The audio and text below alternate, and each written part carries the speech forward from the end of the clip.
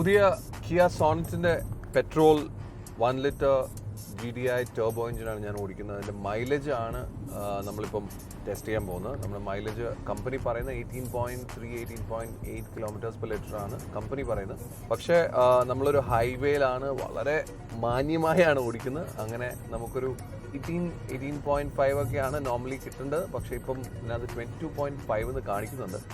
അതൊരു realistic figure ആണെന്ന് എനിക്ക് തോന്നുന്നില്ല. പക്ഷേ ഒരു 13-14 ഒക്കെയാണ് നോർമലി നമുക്ക് കിട്ടാൻ സാധ്യതയുള്ളത് on a town drive, highway, town, everything mix ഡ്രൈവിങ്ങിൽ.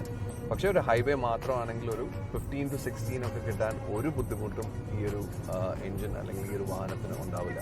ഇനി നമുക്ക് കിയ സോണറ്റിൽ വരുന്ന ഡീസൽ എഞ്ചിൻ്റെ മൈലേജ് നോക്കാം. 1.5 ലിറ്റർ ടർബോ ഡീസൽ എഞ്ചിനാണ് നമുക്ക് ഇപ്പോൾ കിയ സോണറ്റിൽ കിട്ടുന്ന ഡീസൽ എഞ്ചിൻ. അതിൻ്റെ മൈലേജ് ഇപ്പോൾ ഒരു മിക്സ് ടൗൺ, ഹൈവേ എല്ലാം കൂടെ മിക്സ് ചെയ്ത് കിട്ടുന്ന മൈലേജ് എന്ന് പറഞ്ഞാൽ ഏകദേശം